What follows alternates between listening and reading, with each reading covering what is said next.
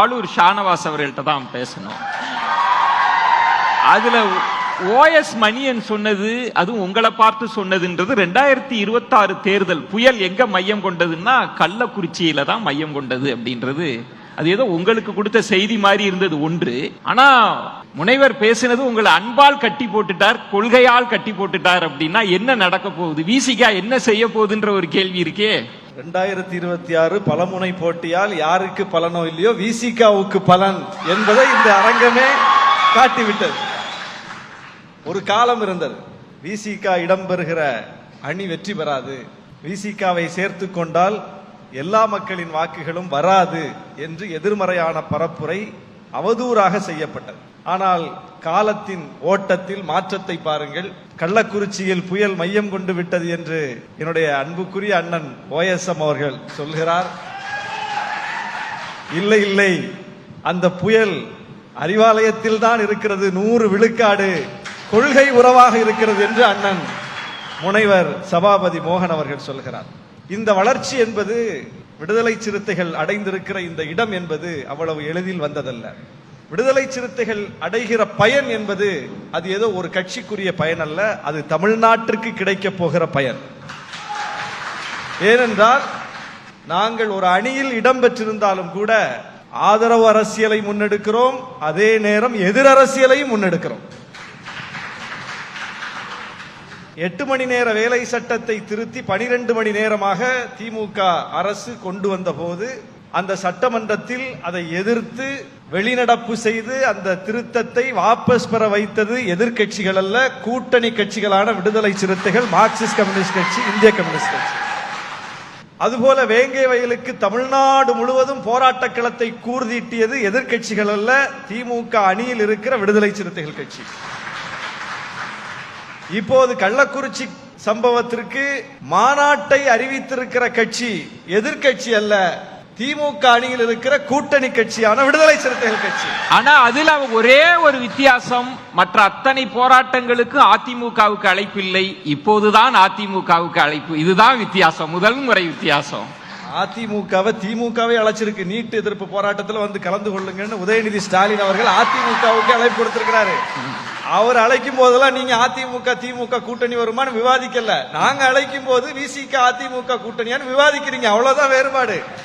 ஆனால் அழைப்பு என்பது பொதுவாக இருக்கிறது. ஒரு பொது பிரச்சனையில் சந்திப்பது என்பதும் அரசியல் கட்சிகள் பங்கேற்பது என்பதும் காலம் காலமாக நடந்து வருகிறது. கடந்த மாதம் என்ன நடந்துச்சு, தமிழறிஞர் தலைவர் கலைஞர் அவர்களுடைய நாணய வெளியீட்டு விழாவில் பாஜக பங்கேற்றது, ஒன்றிய அரசு அதை வெளியிட்டது என்று சொன்னவுடன் பாஜக திமுக உறவான்னு கேட்டீங்க. அதனால அந்த நிகழ்வுகள் என்பது நடக்கும், அதை வைத்துக் கொண்டே ஒரு கூட்டணி என்று நாம உடனே முடிவுக்கு வர முடியாது. அப்ப பலனடைய போவதுன்றது யாரா இருக்க முடியும்? 2026 தமிழ்நாட்டு மக்கள். ஏன்னா இன்னைக்கு பாருங்க, பாஜகவை சார்ந்தவர் பேசினார். கடந்த 6 மாதத்திற்கு முன்னால், தேர்தலுக்கு முன்னால் கோவையில் என்ன நடந்துச்சு? இதே கோவையில் ராகுல் காந்தி வந்தார், அவரும் ஒரு கடைக்குள்ள போனாரு, அவரும் ஒரு பேக்கரியில போனாரு, அவரும் ஸ்வீட் வாங்கினாரு.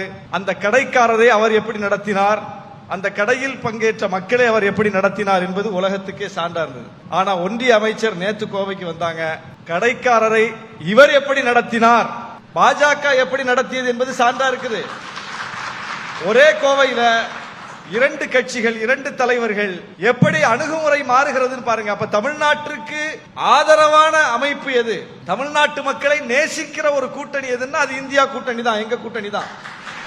தமிழ்நாட்டு மக்களை வெறுக்கிற கூட்டணி, தமிழ்நாட்டுக்கு வஞ்சகம் செய்கிற கூட்டணி எதுன்னா அது பாஜக கூட்டணி. பாஜகவோடு இருந்தா ஒண்ணும் தேராதுன்னு சொல்லிதான் பக்கத்தில் இருக்கக்கூடிய அண்ணன் ஓஎஸ்எம் அவங்க கட் பண்ணிட்டாங்க. இனி இதோட சேர்ந்து நம்ம பயணிக்க முடியல. ஷானவாஸ், எனக்கு நீங்க ஒவ்வொரு வார்த்தைகளையும் ரொம்ப கவனமா போடுற ஆளு. பலனடைய போறது யாரு அப்படின்னு கேட்கிறப்ப நான் என்ன நினைச்சேன்னா, என்னங்க திமுக கூட்டணி தான் சொல்லுவீங்கன்னு நினைச்சேன். ஆனா தமிழ்நாட்டு மக்கள்ன்றீங்க, அடுத்து பார்த்தா இந்தியா கூட்டணின்றீங்க. எனக்கு கொஞ்சம் குழப்பமா இருக்கே ஷானவாஸ். கோவை சம்பவத்தை சொல்லும் போது இந்தியா கூட்டணி தானே சொல்லணும், ஏன்னா ராகுல் காந்தி வந்துட்டார்ல. சரி, இப்ப கேக்குறேன், பலனடைய போவது யாருங்க 26ல? பலனடைய போவது தமிழ்நாட்டு மக்கள். ஏன் சொன்னா திரும்பவும் சொல்றேன், ஏன்னா இன்றைக்கு இருக்கிற எங்களுடைய கூட்டணியின் மூலம் தான் ஒரு நல்ல திட்டங்கள் கிடைத்துக் கொண்டிருக்கிறது. இந்த கூட்டணி தொடர்ந்தால்தான் இந்த திட்டங்கள் தொடரும். ஒன்றிய அரசு தமிழ்நாட்டை வஞ்சித்துக் கொண்டிருக்கிறது. மெட்ரோக்கு பணம் தர மாட்டேங்கிறாங்க, கல்விக்கு நிதி தர மாட்டாங்க, பேரிடர் நிவாரண நிதி தர மாட்டாங்க, எது கேட்டாலும் தர மாட்டாங்க, எல்லாவற்றையும் மறுக்கிறார்கள். அப்படி மறுத்த பிறகும் கூட நிதி நெருக்கடியையும் தாண்டி திட்டங்கள் இந்த தமிழ்நாட்டில் நிறைவேற்றப்படுகிறது. எல்லா வகையிலும் தமிழ்நாடு ரோல் மாடலா நிக்குது. திமுக கூட்டணி பலனடையும் சொல்ல வரீங்க. கட்டாயமாக இது ஒரு கொள்கை கூட்டணி. இப்ப நேத்து நாங்க ஒரு டிபேட்டை வைக்கிறோம், விவாதமாகுது, மிகப்பெரிய அளவுக்கு அது அரசியல் அரங்கத்துல எதிரொலிக்குது. புதிதாக ஒருவர் கட்சி தொடங்குகிறார், அவர் ஒரு மாநாட்டை அறிவிச்சிருக்கிறாரு. அவருக்கு மிகப்பெரிய அளவுக்கு ஒரு சினிமா பின்புலம் இருக்கிறது, ரசிகர்கள் பின்புலம் இருக்கிறது. அவருடைய வருகை மிகப்பெரிய அளவுக்கு ஊடகங்களால் விவாதிக்கப்படுகிறது. ஆனால் அந்த மாநாடு களத்தில் எந்த அசைவையும் ஏற்படுத்தவில்லை. நாங்க அறிவித்த மாநாடு தான் தமிழ்நாட்டில் பேசு பொருளாக இருக்கிறது. நன்றி. அப்போ அதுக்கு திமுக என்ன ரியாக்ட் பண்ணிருக்காங்கன்னு பார்க்கணும். உடனடியாக இந்த கருத்து எங்கள் கருத்து தான், விசிக முன்னெடுக்கிற கருத்து எங்களுக்கு முரண்பாடான கருத்து அல்ல, மதுக்கடைகளை நடத்த வேண்டும் என்று முதலமைச்சர் விரும்பவில்லை.